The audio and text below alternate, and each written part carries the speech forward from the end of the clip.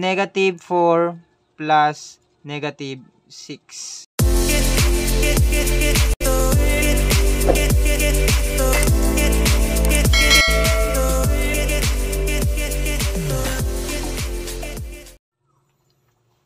Hello guys, magandang araw. Welcome sa ating panibagong random math topics. Sa araw na ito, pag-aaralan natin ang operations of integers. Meron tayong addition, subtraction, multiplication, and division. So, unang-una is yung addition. Example, meron tayong 5 plus 4. So, we have the same sign, the positive 5 and the positive 4.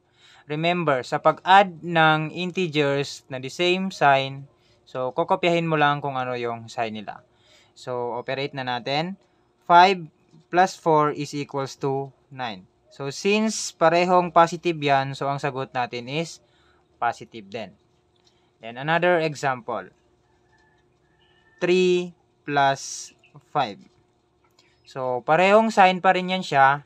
Therefore, ang sagot natin is positive din. So, therefore, positive 3 plus 8 is equals to positive 3 plus 5 is equals to 8.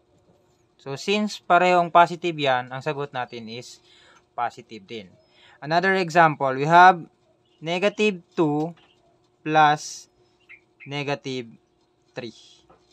So, since parehong sign pa rin yan siya, which is negative, so, ganun pa rin. So, ang sagot natin is kung ano yung sign ng dalawang i-operate natin. So, negative 2 plus negative 3 is equals to negative 5. I-add lang natin.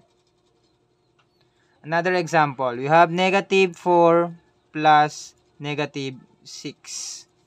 So, ganun pa rin. Para hindi kayo masyadong mahirapan, i-disregard nyo muna yung ating sign, then i-operate ninyo.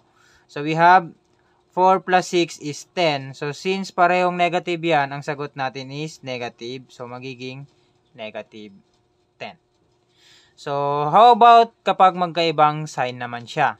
So, example, negative 2 plus positive 4. Okay, remember, sa pag-add ng magkaibang sign, so, unang-unang gagawin niyo is i-disregard muna natin yung ating sign. And then, yung operation natin is mapapalitan yan siya ng subtraction. So, isa-subtract natin. So, 4 minus 2 is equals to 2. Then, ang kukunin natin na sign is kung ano yung pinakamalaking number na sign. So, ang may pinakamalaking number na sign is yung positive. So, kasi nga, 4 ang malaki sa 2. So, therefore, positive 4. So, ang ating sign is positive 2. So, yan ang sagot.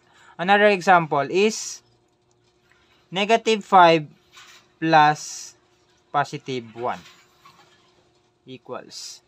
So, the same process. I-disregard muna natin yung ating sign and then yung operation natin is mapapalitan ng subtraction. So, 5 minus 1 is equals to 4. Ganun pa rin. Kopyahin nyo lang yung kung ano yung pinakamalaking number na may sign. So, ang pinakamalaking number is 5. So, which is negative. So, ang sagot natin is negative 4. Okay? So, yan yung sa ating addition. Next naman is yung sa ating subtraction. So, sa subtraction is, example, 3 minus 2. So, sa subtraction naman is, ganito yung mangyayari. Para hindi kayo malito, whether it is the same sign and magkaibang sign. So, ang gagawin sa subtraction is, papalitan natin yung ating operation at saka yung ating subtrahen, papalitan natin ng sign. So, since this is minus, magiging addition na yan siya.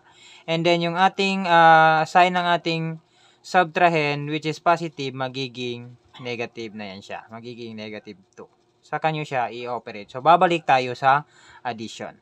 So, tulad ng ginawa natin sa addition kanina, i-disregard natin yung sign and then i-operate natin itong ating operation. So, which is 3 plus, so, since negative yan siya, so, magiging minus siya. So, 3 minus 2 is 1. So, kopyahin natin yung may pinakamalaking sign, which is positive, magiging positive 1. So, 3 minus 2 is equals to positive 1. Another example, we have 2 minus 10. The same process lang din, papalitan natin ito ng addition, and ito naman is papalitan natin ang negative sign. So, magiging negative 10 na yan siya. Then, therefore, i-operate natin. Since magkaiba ang sign, so magiging mag-subtract tayo. So, 10 minus 2 is equals to 8. Then, kopyahin natin yung may pinakamalaking sign. So, which is yung negative 10. So, magiging negative 8 ang ating sagot.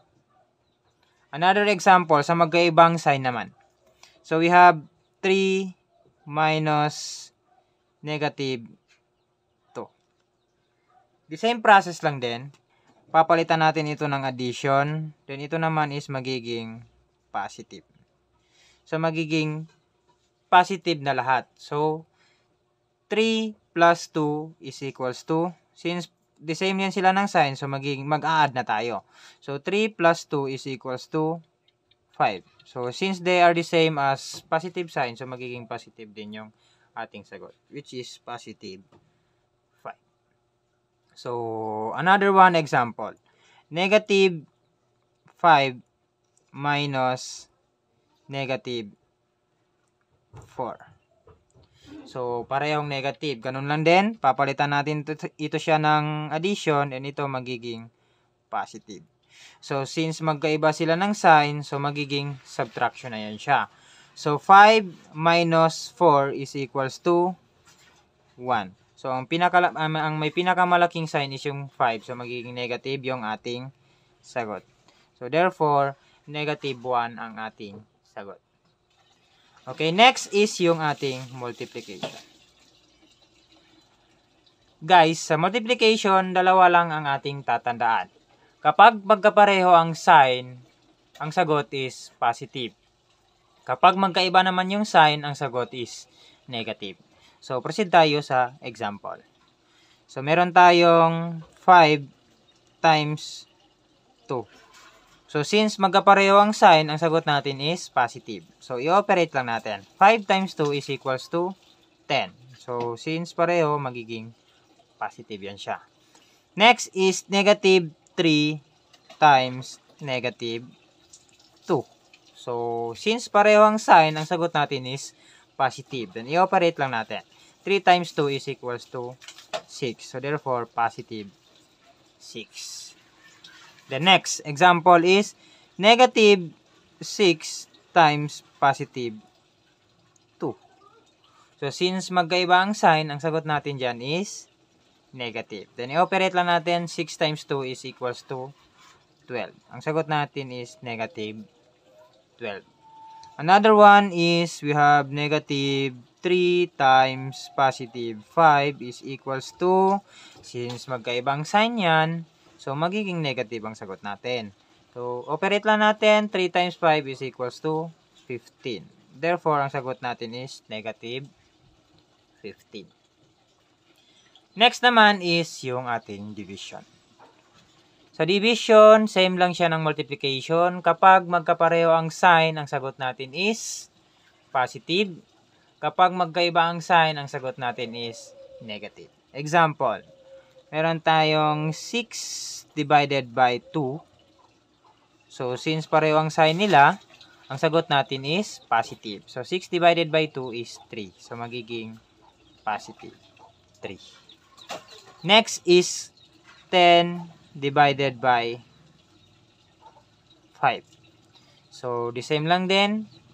Pareho sila ng sign. So, ang sagot natin is positive. So, 10 divided by 5 is equals to positive 2. Then, let's try naman kapag magkaibang sign. So, meron tayong 12 divided by negative 3. So, since magkaiba ang sign, so, ang sagot natin is negative. Then, after that, operate nyo lang. 12 divided by 3 is equals to 4. So, ang sagot natin is negative 4. Another example, meron tayong 6 divided by negative 3. So, same lang din. Negative yung sagot natin kasi nga magkaiba ang sign. 6 divided by 3 is 2. Therefore, ang sagot natin is negative 2.